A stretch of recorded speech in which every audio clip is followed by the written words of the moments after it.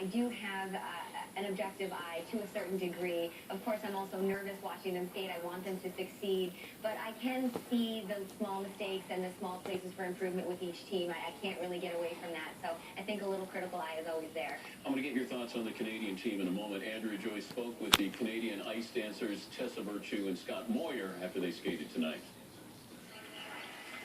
You're used to getting in the short dance. Your thoughts on how it went out there and how you did? Actually, I thought it was a strong start for us. Of course, there was a little bobble and line twizzle, but we've been training extremely well, and I think our base level is so high that even when we're not at our best, it's a pretty good skate. So what's the advantage to getting out here on the Olympic ice early? What does it tell you about where you are beyond the team competition? Well, yeah, it's a good test. For Tessa and I, we're taking this team event very seriously. It's a big event.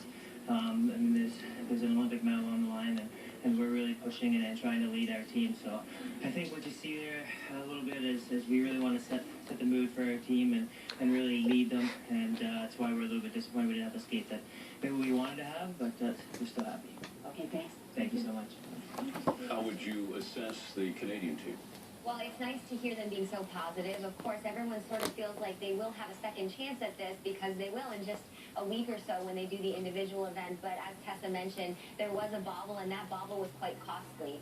And that's the kind of mistake that when you're in such a heated rivalry as they are with the Americans, you cannot afford to make. But you get a chance to be on the ice. If you had an extra skate back in '06, what kind of difference does that make for these pairs? Well, and I don't mean to say that they're not taking the team event seriously. By all means, they want to perform their best for the sake of their team as well as for themselves. But you very often times when you don't have the best skate, get off the ice and say, gosh, I just want to go out there and do it again. And for the first time in an Olympic Games, some of these athletes are going to have the chance to do exactly that. Did you talk to Charlie after he skated?